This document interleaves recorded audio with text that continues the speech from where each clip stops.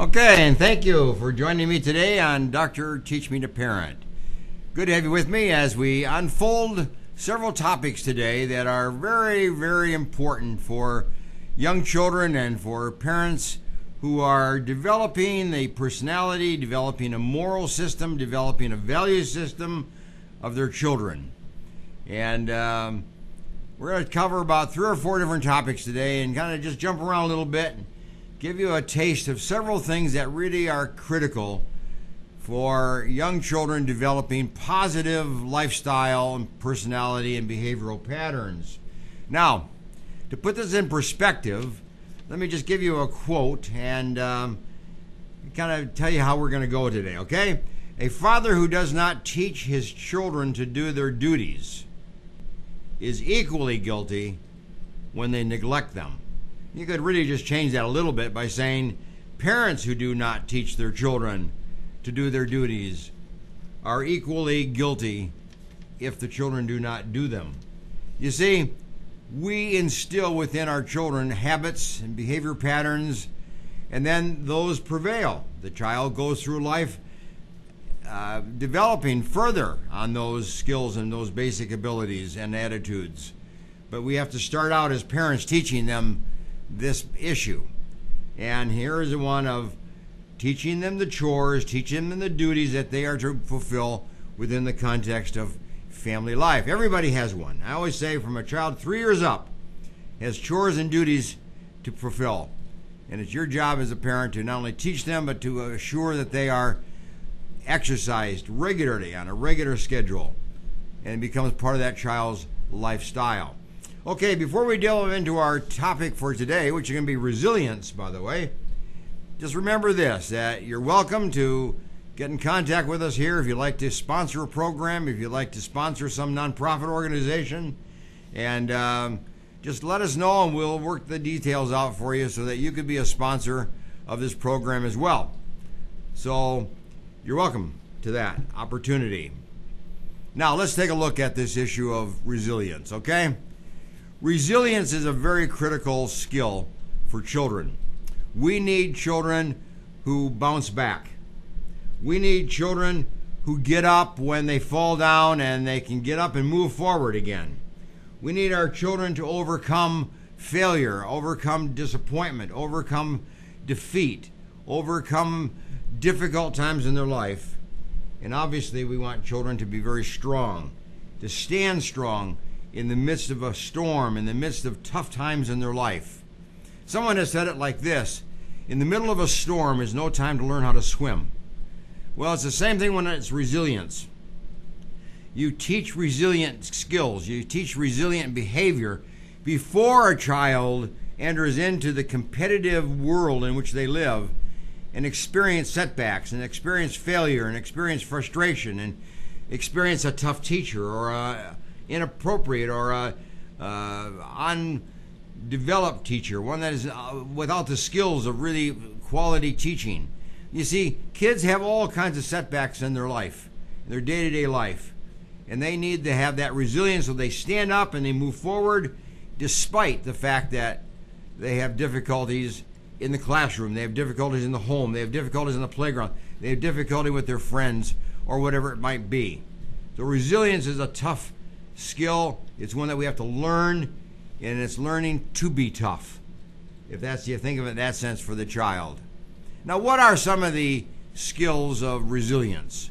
What are some of the ways in which a child can develop resilience, and you as a parent can teach to your child the important skills so that they develop a life of resilience and can be tough when the battle gets hard out in the street and in the classroom and in the playground?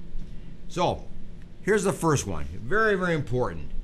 Help a child learn optimism. You see, you need to be optimistic as a parent. Have that sense of hope. Have that sense of futurism. That things will get better. We can do things better. Even though we fail, even though we have tough times in life, we can do it better in the future. We can work harder, and we can succeed at a higher level. Optimism is that. Now, all of us have tragedies, and we feel like we want to give up. Tragedy is that sense of being overwhelmed, being overtaken by some stress or some person or some event, and we want to give up. But you know you can't in the midst of a tragedy. In the midst of tragedy, you still need to move forward and be optimistic and be positive and be hopeful. We call that word tragic optimism. Tragic optimism. That's the basic skill that a child must learn in the midst of a tragedy, in the midst of a stressor, in the midst of a tough time in his life. He can stand up and move forward, go forward, and do so with hope and with the expectation that things can get better. Okay, that's number one, optimism. Here's number two. We need to overcome. We need to have self-belief. We need to overcome our sense of failure, our sense of defeatism, and have that self-belief that you can do it, that you're strong, you're capable, you're competent. You know, you have the abilities, you have the basic skills, and you can utilize those to go forward. It's overcoming that sense of defeatism and moving forward into that sense of, I can do it. I can be competent. I can succeed. You know, much research over the years has shown this, that it's fathers in the life of a child that gives that child that sense of self-belief that I can do it, I can succeed, and I can be competent. And particularly with girls in the family, it's the father that instills within that girl that sense of self-belief, that sense of future hope, that future success, if you will. That comes from fathers. So dads, get with it. Our kids need to have that ability to believe in themselves, even when other people may not. Okay, that's number two, self-belief. Here's the third one. You have to adjust. Kids have to learn how to adjust. Things don't go as planned. We know that. Every home is like that. Every family's like that. We set up our plans, we set up our activities, we set up our schedule, and then something happens. So we have to go through an adjustment. We have to do it differently. We have to do it in a different manner, a different way, a different time. You have to delay. Maybe you do it tomorrow, maybe not today. Maybe we'll do it next week instead, and so on. That is that ability to adjust to the circumstances that you're in at the time. So you need to teach kids, look it didn't go so well today, did it? But let's figure out ways to do it better tomorrow. Or, I know you were disappointed. I know you were hoping to do something today, but it turned out to be a rainy day. It turned out to be a bad day. Other things happened to get in our way. So we need to plan for tomorrow. And kids need to get that sense that it will happen, even though it's delayed. It will happen in a different time. It will happen in a different way. But kids need that sense that they can adjust, and that's okay. Things can work out. Things can be just as good at a different time and in a different way. Now, what about problem solving? Well, if you don't have the ability to solve a problem, you're doomed. Life is going to be tough because life is problem after problem after problem after problem. And we need that ability to be able to say, I can solve that problem. So you take a problem and you break it down into its parts. You may not be able to solve a whole problem, but maybe you solve a part of it. Maybe you can solve some of it today and some of it tomorrow and some of it next week. That whole idea of being a problem solver. Don't be overwhelmed by problems. Don't be afraid of problems. Don't be scared of problems. Don't get upset when problems come your way. Go into the mode of, okay, what can we do now? How can we resolve that? How can we change it? How can we improve it? How can we impose a better way of doing something when it didn't work out the way we anticipated? Teachers create problems for us. Friends create problems for us. Parents create problems for kids. We create problems, but we need our children to have that ability to solve a problem, take it in parts, take it in bits and pieces, and go for it and solve it one day at a time and one part at a time. Now, here's another thing about resilience. You can't go it alone. Resilient kids don't go it alone. Resilient kids have support. Resilient kids have social support. Resilient kids have a lot of friends. Resilient kids have a lot of adults in their life. Resilient kids have a lot of leaders, adult leaders in their life, church leaders and school leaders and so on. Kids who are resilient have other people to guide them or to back them up or to encourage them or to support them or to point the way for them. That's what adults do. That's what support systems do for us. They don't solve our problem. They don't take it away. They don't do things for us. They don't do our chores for us. They don't do our responsibilities for us, but they support us in so doing. They guide us in so doing. They work with us. They guide us so that when a task is not as tough as it would be otherwise. A support system is essential if a kid is going to have resilience. He has to know that somebody is in back of him. Somebody has his back. Somebody has the ability to come in and give him the support and give him the guidance, give him the direction, give him the pointers that he needs at any given point in time. That's social support. Generally that comes from dad. Generally that comes from mother. Generally that comes from an older sister, an older sibling, an aunt, an uncle, parent, grandparents, and so on. Friends, teachers, and on and on and on. Support systems are there. Kids who are resilient have a lot of people in their life that we call support people. And make sure your child has many support people in their life. Your child will if you do as a parent. Your child will have as many support people in their life as you have in your life. So support systems are extremely important. And then here's the next one, emotional awareness. That means you're aware of the times when you feel down. You're aware that you're depressed.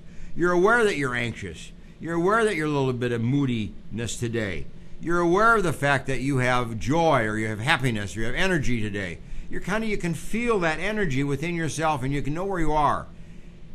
But when you have emotional awareness, you can then do something about it. If you're a little depressed, you can do something to get undepressed. You put some energy in your life. If you're anxious, you can do some things to reduce that anxiety. That's what emotional awareness is all about. Controlling the emotions of your life.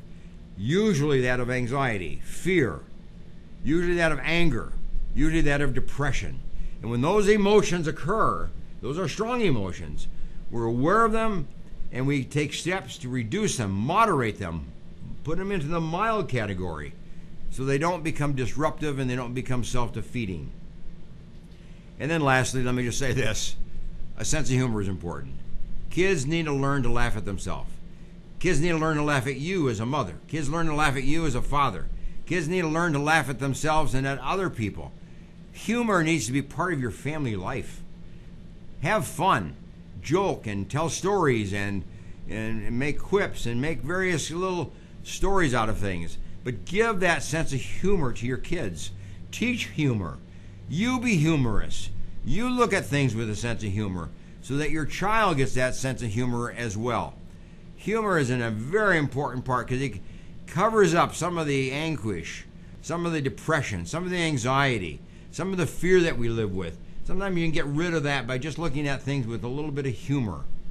Sometimes we have energy just from that humor that we create within ourselves. So you see, resilience is an important topic. You can see that just by looking at the qualities and the traits and the skills of a child that has resilience. It's up to you as a parent to teach them. Kids don't come born with resilience. Now, they may have strong constitutions because of genetic factors that develop during the course of the birth, but kids learn that sense of resilience. They learn to swim before the storm takes place, before the storm occurs. Remember that. Teach these skills around the table. Teach these skills as you drive in the car.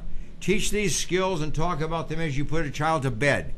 Teach these skills when events happen in their life. Take opportunity of those teaching moments in the life of a child and just talk about some of these skills. Give illustrations of them. Tell the child how you handle these kind of situations and some of the skills you had to learn how to develop so that you became a resilient person as an adult. Share your life with your kids. Give them experiences that you've had, and then they'll learn from those much better than if you just give them a list, such as I've presented here, for your attention and for your review. So that's resilience and critical behavior.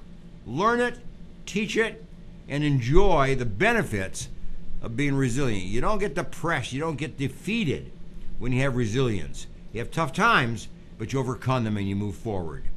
Okay? We're going to take a break and see you in a couple of minutes.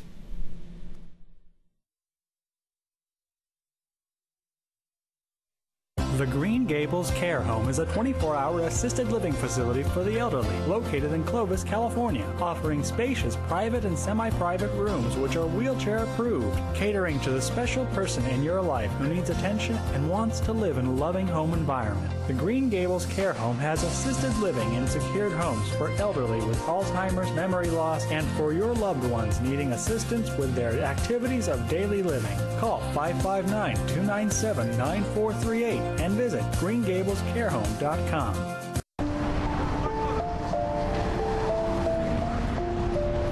Sometimes good intentions hurt rather than help.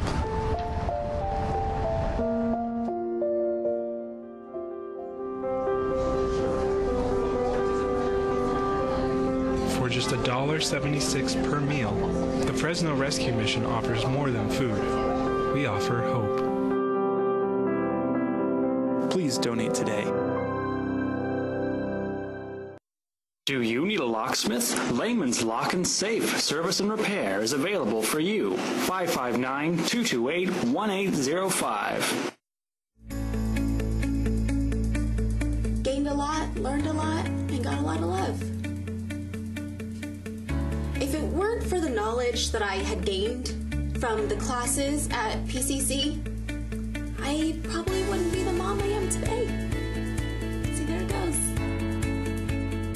I would love you to meet my son, Aaron. My situation was very difficult. I didn't know how my life was going to turn out. We graduated in June 2010 and we got married in July. And through family, the Pregnancy Care Center changed our lives. The Pregnancy Care Center was a huge, vital part in helping me walk through that pregnancy, in educating me and loving on me during that time.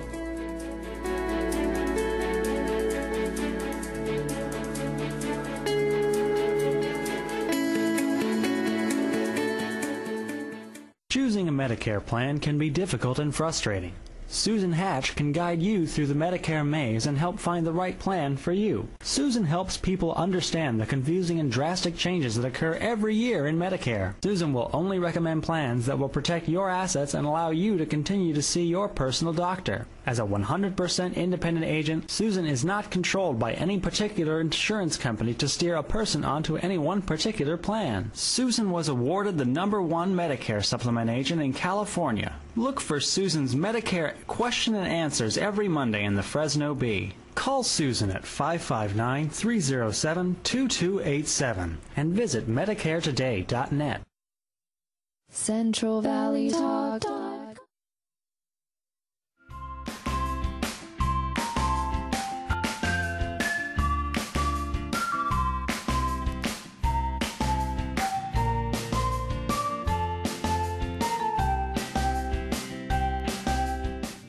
Hey, welcome back from your break. I hope you got a cup of coffee and that you can now join us here for another little segment of Dr. Teach Me to Parent.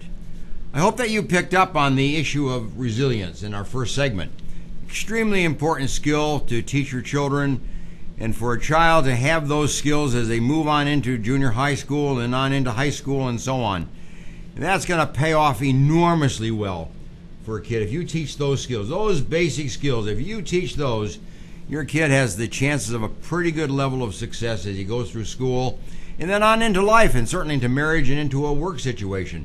When the problems do get tough, the problems do hang around and stick and really get into our craw.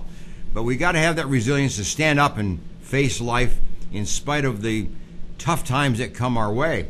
Now, here's the deal. There are kids who don't have resilience. There are a lot of kids who never have learned resilience. Parents never taught them resilience. Teachers in their school never gave them lessons or experiences or little talks on resilience. They just never learned the resilience skills. You know what happens to those kids? They become depressed. Those kids are more likely to be depressed because with the resilience, you can handle situations in life. If you don't have resilience, situations in life become overwhelming and they become overpowering. And they can give you that sense that you are weak, you're incompetent, you're not able to handle something in life. So therefore, you get that sense of feeling depressed. feeling sad, just feeling helpless, and sometimes even feeling hopeless. Now, unfortunately, we live in a world today when depression is a very powerful emotion in the life of teenagers, pre-teenagers. We're seeing the suicide rate just escalate over the past several years, and it's continuing to escalate. Unfortunately, our kids today have stresses that they cannot handle. They don't have the resilience. You say they weren't taught the resilience. So they're in situations where they cannot handle these things. And what happens is they often give up. They get that sense of helplessness and then hopelessness, and hopelessness leads to suicide. We have a high level of suicide rate. The level of suicide rate, or the level of suicide for girls, is going up enormously. It's high for boys, but it's now escalating for girls as well. So that's the sober part of the issue that we have to just keep in mind. When we deal with depression, we prevent suicide. When we teach resilience, we prevent suicide.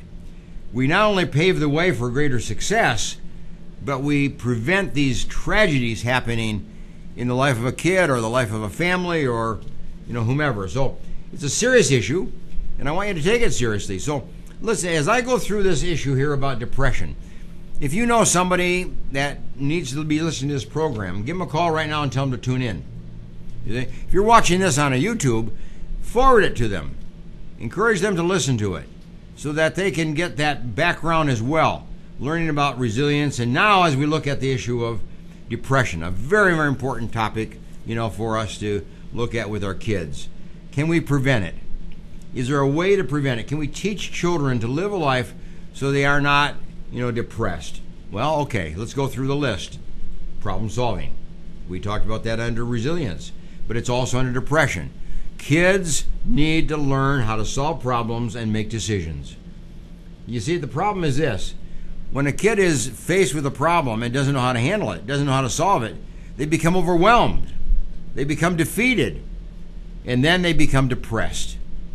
If they don't know how to solve a problem, they don't know how to make a decision, they don't know what to do, they can't choose between this, they can't choose between that, and whatever else, they just get overwhelmed and they get defeated and they give up.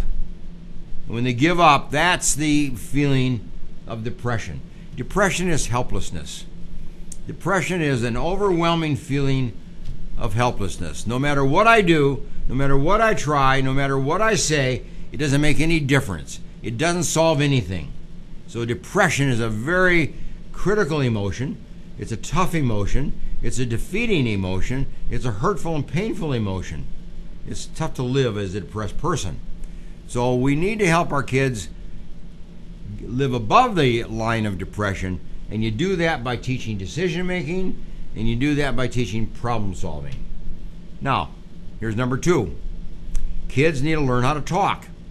If you don't talk, if you have something to say and you don't talk, if you have a feeling that you cannot express, if you have an idea that you want somebody to know about but you can't tell them, it's like stuttering.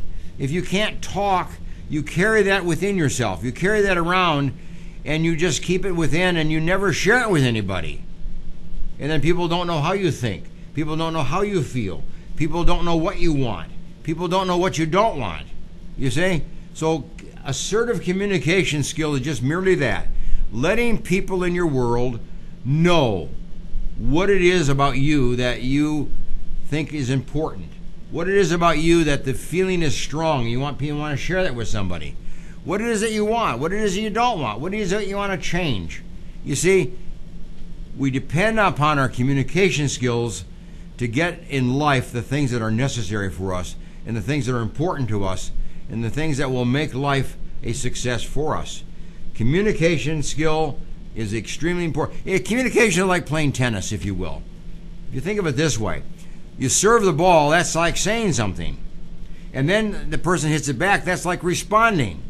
And then you hit that back, and that's responding to that person. And tennis goes back and forth 2, 3, 4, 5 hits. And that's what communication is all about. People who say something and back and forth 2 or 3 or 4 times, and that communication then is a way of relating to each other and becoming part of somebody else's life and letting them become part of your life as an individual. And gives you that competency, gives you that power, gives you that empowerment that you don't have to feel helpless. You don't have to live with a hopelessness, but you can live with that sense that you can have what you want, you can get what you need, you can communicate things to people who are important to you, and you can be part of the dialogue of life. That's assertive communication skills, okay? What's number 3 on this? That's similar. Teach listening skills. Communication skills require good listening skills. It's kind of like having a listening ear in your life. Somebody who will listen when you talk. Well, other people want that. People want you to be the listening ear. People want you to be listening when they talk, when they share, when they tell what's important to them, when they just open their life a little bit, open their ideas, share an idea, share something that happened today in school. What they want you to do is to listen, not to critique, not to say something in return that's going to be negative. Just listen. A listening ear is somebody who is attentive, who looks at you when you talk, gets down to your level of your height and pays attention to you, gives you full attention, nods, says yes, I understand, maybe ask a question for more information, tell me more, tell me what you think about this. So they probe you for more discussion. That's what a listening ear person does. He opens his life, he opens his ear to you as you speak, and in you as you talk, and prompts you to talk, prompts you to open your life, prompts you to tell what you think. And they'll talk. Mothers are good listening ears usually. Fathers are usually not good listening ears. So Dad, you need to learn that skill. You need to learn that kids need to talk. Yesterday, I observed a family in a restaurant. I observed them. Dad was sitting at the table, 3 kids were sitting at the table, and Grandma was at the table. And that father never said one word to those kids, and the kids never said one word to that father for over a half hour of a mealtime. Now, what went wrong there? Well, we have a father that wasn't communicating, so the kids weren't communicating to him. We have a father that wasn't listening, obviously, so the kids weren't talking to him. You see, for a relationship to flourish, for a relationship to take place, you have to listen. You have to probe. You have to encourage people to talk to you. And then you respond to that as well. That's what tennis is all about. You hit and you hit back. You hit and you hit back. You listen and you listen for more. You listen and you listen for more. Listening is a critical skill in the area of depression prevention. Okay? Now, what's the next one? Teach empowerment. Teach a kid that he can make a difference. Teach a kid that if he does something, people will pay attention. If he does something, people will help. If he talks, somebody will listen. If he has an idea, somebody will listen and then develop it. Ask for more. That's empowering a kid. That's giving a kid a sense that they are important, that they're valued, that they're essential in your life, that they contribute to your family, they contribute to your home, they contribute to the family life and the lifestyle that goes on within your home. That's what you're doing when you give a kid that sense of empowerment. You're letting him know that he makes a difference. His ideas make a difference. His feelings make a difference. His presence makes a difference. His humor makes a difference. All those things affect you as a mother, affect you as a father, affect the other kids in the family. That's what this idea of empowerment is. That kid gets that sense he's independent, gets that sense he's not helpless, he's not powerless. He can contribute. He can say things. He can influence what goes on. He can influence the decision that's made in the family. He can share his ideas. He can make suggestions. He can alter the way plans are being developed and so on. A kid needs that sense that he's in part of a discussion, part of a decision-making process, part of a scheme that's being developed within the family. And he's part of it, not just a victim of it, but that he's a contributing member to it. That's giving the kid that sense of empowerment. Now, self-esteem, social esteem. I've spoken to this before. It's important as you as a parent give words of encouragement to your child that develops that sense of personal esteem, that he's valued, that he's a good person, that he's got skills, he has abilities, he has potential, he has a future, he has things he can do, he can have skill and develop those skills. He has a hobby and he can really develop that. You see, you want to let that kid know that he's got something within himself. He was born with it. God gave it to him. He developed some skills. He has them. And you want to help him understand what those are. And that gives him that sense of self-esteem. Your dad, it's important that every kid hear from you daily that you value them and that you want them to know that you appreciate who they are and what they contribute to you as a father and to your family. Mother, same thing. Every day, make sure your kid gets that sense of esteem from you. What you see in them, what you value in them, what you appreciate in your kids. Express it, say it, and your kids will develop that sense of self-esteem. But social esteem is a little different. Social esteem has just a little different flavor to it. It's the idea that I know that other people think well of me. That's social esteem. That I have learned from my social interactions, I've learned from my parents, I've learned from other people, they have told me this, that other people value me, other people like me, other people appreciate what I do, other people appreciate what I've done, other people appreciate what I can do. You see, when a teacher compliments you for your child, you go home and tell your child that your teacher complimented them, because that's giving social esteem. It's helping your kid learn that other people value them, other people like them, other people appreciate them. The alternative is the other. You know, the belief that kids think that nobody likes them. They're not good enough for anybody, and nobody will like them. That's negative social esteem. We don't want that. We want the positive social esteem, where you pass on to your kids anytime you hear something positive, anytime that you think your kid could value from that and know that other people like them, appreciate them, and want to be with them and want them around. You see? And you do that within your family, you know, as well. So that's esteem. Now, one other thing. We have to have rewards in life. Rewards in life are important. We call them reinforcers. But the rewards in life, when you do something, you're rewarded for that, you're tending going to do that again. When you do something, somebody compliments you, you're going to do that again. When you do something, you're praised for it, you're going to do that again. Clean your room, straighten your homework assignment, finish it on time, do it more neatly, you know, whatever that is. When you do something and you're appreciated for that, you're rewarded for that with extra time or with a comment or a compliment, then you will tend to do that task again more often and maybe even do it better in the future. You see, rewards are important in life, and you as a parent, you're the source of rewards. You're the one who gives out the rewards. You're the one who provides rewards. Sometimes it's a little piece of candy. Sometimes it's staying up an extra hour at night. Sometimes it's a treat that they would particularly like. Sometimes it's a special meal that you'll prepare for them. Sometimes it's going on a little jaunt together, a little social event together, taking a ride in the car together, going somewhere, doing something fun together as a reward for doing something well in that particular day or over the course of that week.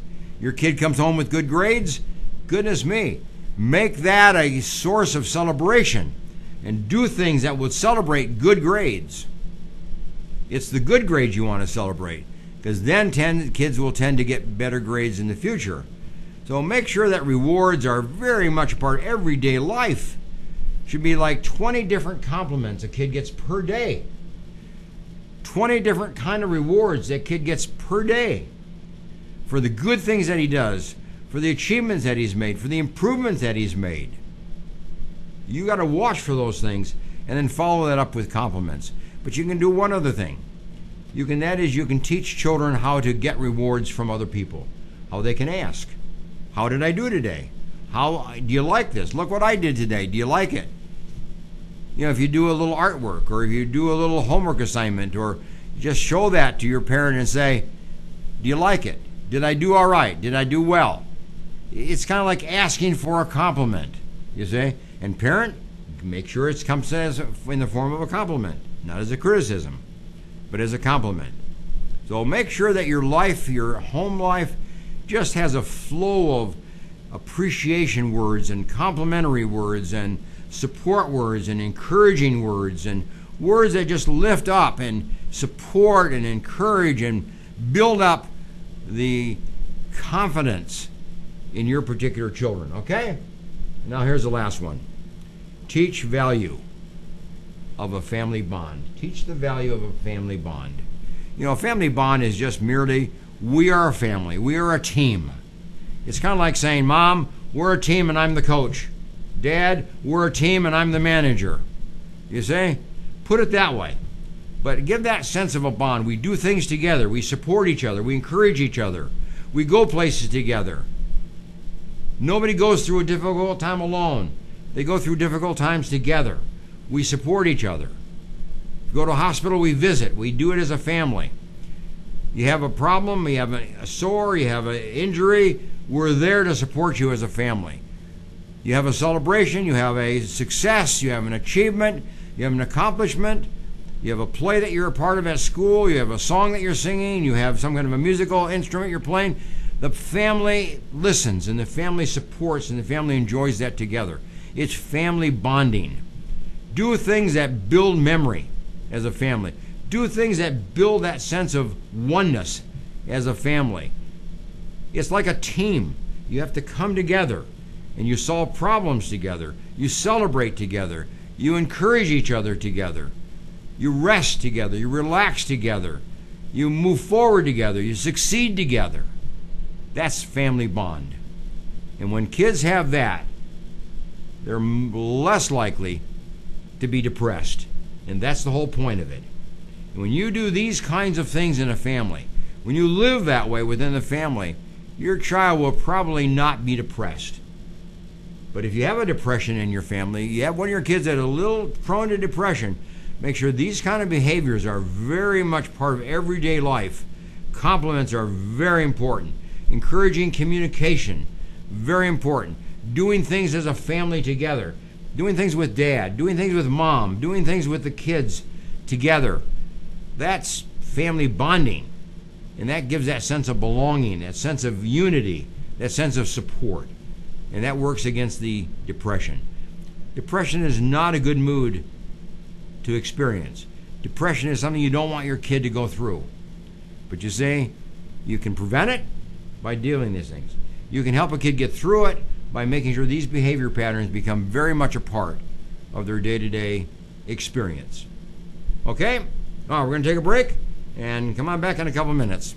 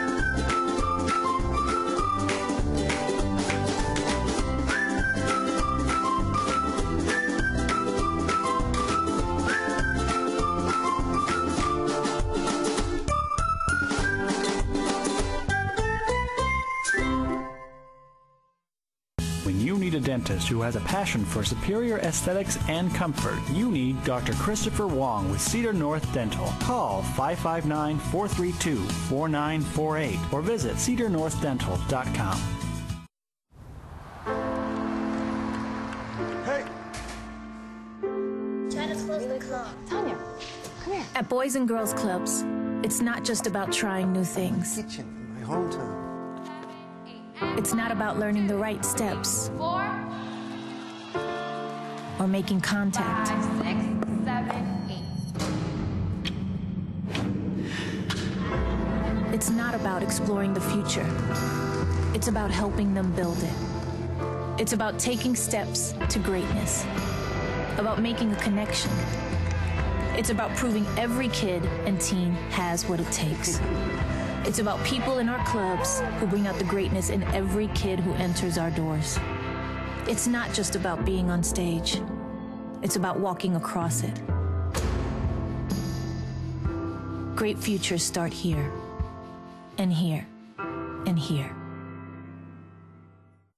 Sat7 is a Christian media network that uses uncensored satellite television to broadcast across the Middle East and North Africa, and is also available globally online.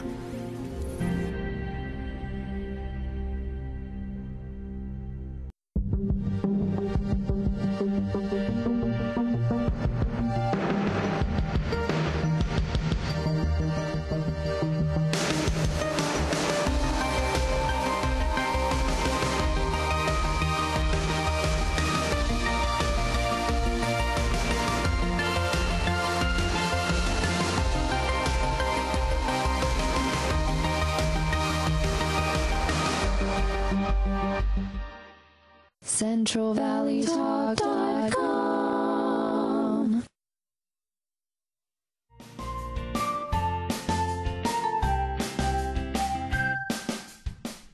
Okay, thanks for joining us again for part 3 of our program today, Dr. Teach Me to Parent.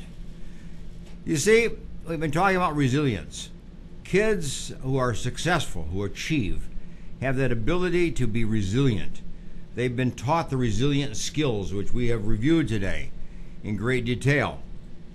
But you know, they also do not face that emotion we dread, and that emotion we call depression. Resilient kids tend not to be depressed. But unfortunately, there are a number of kids who are depressed and they don't have those resilient skills. They weren't taught those resilient skills, so they struggle with depression. And we've just now talked about that. You can handle that. As a parent, you can deal with that. But here's a third issue with kids. There are some kids that just come to the conclusion, sometimes at age 16, sometimes 17, 18, 19, when they think that they can do life alone and they don't need you as a parent. They think they've learned it all, and now they can go off on their own and live their life without you. There are kids who don't accept your point of view, don't accept your values, don't accept your political position, don't accept your religious position, don't accept your faith, don't accept the way that you live. You know, they just want to go off on their own and think that they can do it themselves better. And there are kids that do that. The Bible tells us about the prodigal son who went off on his own and eventually did a great deal of damage and a great deal of failure, and eventually had to come home and admit his failures and admit his inadequacy. Well, we have kids like that too. We all have kids like that. But it's a tough time in the life of a family when a kid says, adios. When a kid says, Mom and Dad, I don't want any more of your teaching. I don't want any more of your influence. I don't want any more of your life in mine. I'm going to go and associate with my friends. I'm going to go with my girlfriend. I'm going to go with my boyfriend. I'm going to go with my friends that I met in school. Some will go out and live on the street. But there are kids that take that position that somehow or another they know better and they can do it better. And they're not going to listen to you one more time. And that's a tough time for a parent, because it makes the whole world come crashing down. It's almost like your total failure as a parent. You know, but it's not that. It's not that bad, but it is bad. But here's the way that you have to handle that as a parent. How do you deal with that? How do you survive those times in your family life when your kid just looks you in the face and basically spits at you and basically says, he don't like you. Basically says he doesn't like your way of life, doesn't like the way that you live, doesn't want to be part of it, disowns you, disassociates with the family, disowns brother and sister and dog and cat and so on. They want to go off on their own. How do you deal with that as a parent? Well, let me tell you just a couple of points, okay? Number one, don't abandon your child just because your child's abandoning you. Don't withdraw from your child just because your child's withdrawn from you. Stay available. Stay open. But you can't go chasing after your child. You can't go running down the street after your child. You can't be the helicopter parent over your child. They have to go. They have to go out on their own. They have to experience that life that they thought they could handle. but you don't abandon them. You let them know that you're there. You let them know that your telephone is always to be answered. You let them know that your door is always open. You let them know that you will meet them at any time, and anywhere, any place, and talk. Now, there may be some conditions that you may put on them, but you don't abandon them and don't withdraw from them. Keep them in your sights, so to speak. Let them know that you're home waiting for them to return. You're there for them should they fail. You're there for them should they have a difficult time and a crisis or trauma develops in their life. They can always come back home. Be available, but don't go chasing after them. Okay, that's number one. Here's number two. Keep perspective. You know, as a parent, this is a tough time in your life. This is tough when your kids say, I don't want you anymore. I don't like you anymore. I don't like the way that you live. That's tough for a parent. But keep perspective. Here's the deal. For 18 years, you've raised that kid. For 17, 19 years, you've raised that kid. You've taught that kid right and wrong. You've taught that kid good and bad. You've taught that kid preferences. You've taught that kid how to solve problems. You've taught that kid how to talk. You've taught that kid what to look out for in life and when to be careful and when to be cautious. You've taught all those things. And perspective means you have to have hope that your kid will remember those things and always be part of that experience of whatever it is that you taught, they'll now pick it up on their own. They haven't forgotten it, you see. It's like you taught them manners. You taught them social skills. Well, here's the time for them to exercise those manners and those social skills in their life. So be part of their life. But keep it in perspective. You did that before. You've taught that before. And now it's their turn to take those skills that you taught, take those attitudes and those values that you taught, and make them into their own life and incorporate them into their own life. That's what they're basically trying to do. What works for them? Okay? What works? What is a good way to live? They're going to learn that in the course of their behavior out on the street or wherever they end up in life. So keep that in perspective. Keep hope. Because you did it in good faith, let it prevail in good faith. And then there's always time for discussion. There's always time to meet that kid. You can always say to your kid, look, whenever you want to talk, I'm available. Just send the word to me. Drop off a note in my front door. Leave a message on my telephone. You know, just let me know that you want to talk. I'll meet you anytime, anywhere. Remember, for kids, they need somebody to talk to. And there are times when they will talk, and there are times when they have to talk. So be available for the time of discussion. Help them explore answers to their problems. Let them explore answers to their concerns or to the difficulties they're facing in life now on their own. Don't answer their problems. Don't solve their problems for them, but be available for discussion. That's what's the important thing there is.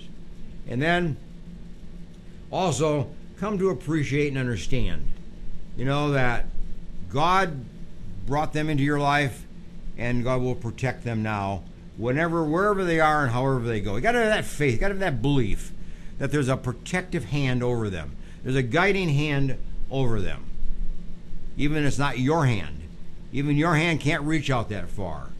But you have to have that faith and belief that they are under supervision. They are under protection. They are under guidance. They are under the hand of God. You got to have that belief. And that will get you through these tough times. But the last point is a very important one. And you say this throughout life, basically, but you also say it now when a kid is ready to leave home and get on his own and walk away from you and walk away from your home and your values and your faith.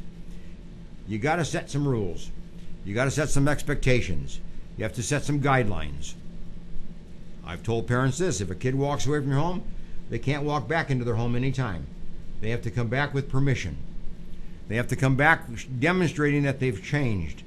They have to come back demonstrating that they will now operate within the context of your family. Otherwise, they're not welcome back home. They're not ready to come back home. That's a rule. That's a guideline. That's an expectation, you see. You set that for a kid. You let them know that, right away. You set the expectation that you are not going to send money. You aren't going to leave money at the doorstep. You're not going to leave money behind a bush or under a rock somewhere. They're on their own. They have to work and get their own money. They have to beg and get their own money. but you're not going to be providing support for a lifestyle that you don't encourage and you don't want, but that's self-destructive anyway. Let them experience what it's like to live in which they have to get their own money to live life. Don't provide money for them. Don't go that route. Because if you do, they're just like living in your home, except they're taking your money but living outside on the street. Your home and your money belongs to you. And if they want to be part of your family, want to be part of your life, they're welcome. But if they don't want that, then they're on their own and they get their own house. They get their own money. They make their own decisions. They make their own way of life. This is a tough one for parents. Tough one for mothers. But you know, kids, that there are time in their life when they need to be let go. And they need to learn what it's like out on the street, and what it's like down the street, and what it's like in a different town or a different community or a different state or wherever they happen to go. It's theirs to experience.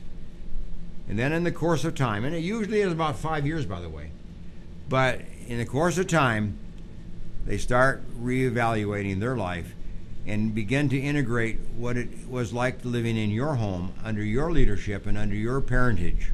You see? So it might be a 5-year stint, but if it is, you got to wait it out. Let them have those 5 years. If it's 3 years, good. But you, again, let them have those 3 years and let them live it out. And for some kids, it's a long-term process. Maybe the rest of their life. They're gone. They just disassociate totally. There are kids like that. But if that's the case, remember this. You raised them. You taught them. You instill within them values. You instill within them a faith. You instill within them a sense of right and wrong and good and bad. And you have to trust that your teaching will continue to prevail in the life of your kid, no matter where he is and what he's doing. Have faith in yourself. Affirm yourself. Give yourself that sense of you did it, and you did it right, and you did it in good faith, and now it's up to them to take it and develop it in their own life. So that's what it's like, living with a teenager that says adios. Living with a teenager that says I'm on my own. Living with a teenager that says no more of you. I'm on my own. I'll handle it myself. And if that's the case, parent, let go. Open your hands and let go. And then just trust that all that you've done and all that you've contributed and all that you've taught and all that you've encouraged and the life that you've lived before them will stick and will come forth and produce good fruit in the future. It's a tough one, isn't it? Well, anyway, thanks for joining me today. I have a little quote here to finish up on and just comment about as we bring this to a conclusion. Here's the quote for your consideration. A child's life is really determined by just how hard his mother and father work at being parents. You know, it's not easy. It's a tough one being parents. But the harder you work at it, the better it will be for your kids. The better it will pay off in your kid's life. But if you don't work at it very hard, your kid will not have a life of competency that's very high on the scale. Your kid will probably have more depression than he should have. So it's the idea here of being a determined parent, be a working parent, be a faithful parent, be a trusted parent, and give to your kids something that nobody else can give, so that you will be a hardworking parent in the life of your kids, and it will pay off that way. Anyway, nice to have you with me, and thanks for joining me. And remember this, you're welcome to be a sponsor. Get in touch with us, and we'll add you to our sponsor list. Okay? And if something in this program was helpful to you and you want to share it with somebody, send it on to somebody else and have them listen to it. If you know somebody that's struggling in these areas of their life and in areas of their family life, send them a copy of this YouTube. Just tell them how to access it and have them watch it. Maybe it can be helpful to them. You be helpful to somebody else. Okay? That's your job today. Think about who that could be. So, thanks for joining me, and see you next week. Bye for now.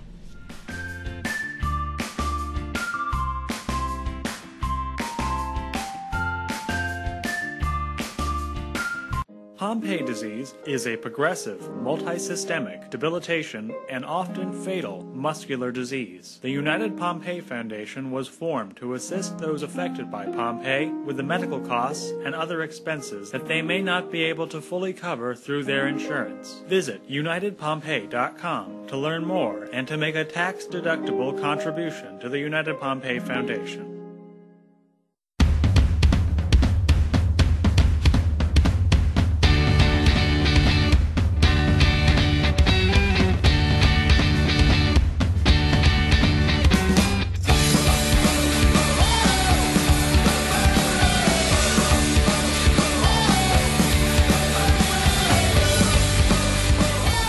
When I set foot on the campus to come visit it, I was struck by how open and how welcoming the students and the professors were.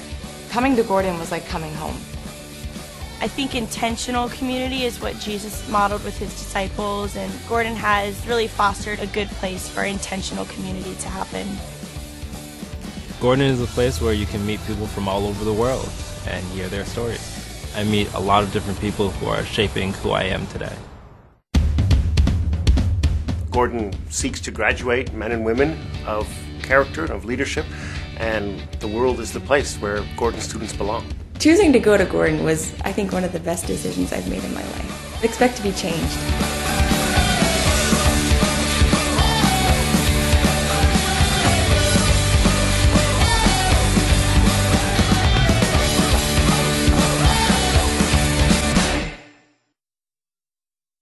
If your home floods, who will you call? When your house springs a leak, it's time to call Clean Master Emergency Flood Service at 559-213-9430.